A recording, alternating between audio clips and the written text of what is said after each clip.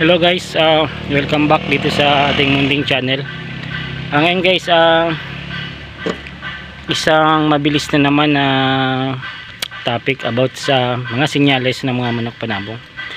So yun guys, madami nagtatanong sa comment section natin about sa mga sinyalis ng mga manok panabong. Yung may mga sinyal na ganito, ganyan. Para sa akin guys, basta yung sinyal ay nag-iisa lang at walang iba na mga sinyal pa, basta kakaibang sinyal sa paa or sa manap part ng kaliskis ng manok, maituturing po yan na maganda basta po nag-iisa. Kasi yung sinyal po, basta tinawag na sinyal, nag-iisa lang po yan at kakaiba. So yun po yung isa sa mga batayan ng mga magandang sinyales. Basta nag-iisang sinyal at kakaiba at wala ng ibang pang mga sinyal,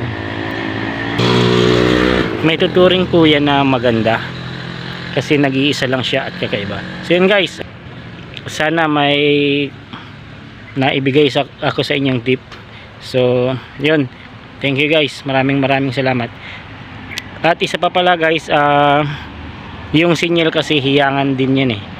May mga sinyal sa kaliskis na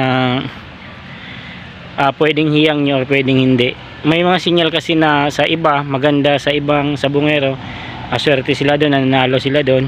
So yun yung madalas na nilang hinahanap.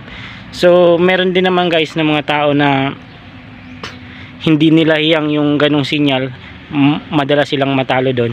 Kaya iba-iba po guys. So pag nahanap nyo na po guys yung hiyang sa inyo na sinyal sa kaliskis ng manok, alam nyo nagpapanalo kayo doon. So yun po yung hanapin nyo na sinyal ng mga manok na isasabong nyo or ilalaban nyo. So yun guys, maraming salamat. Thank you po. Keep safe and happy sabong.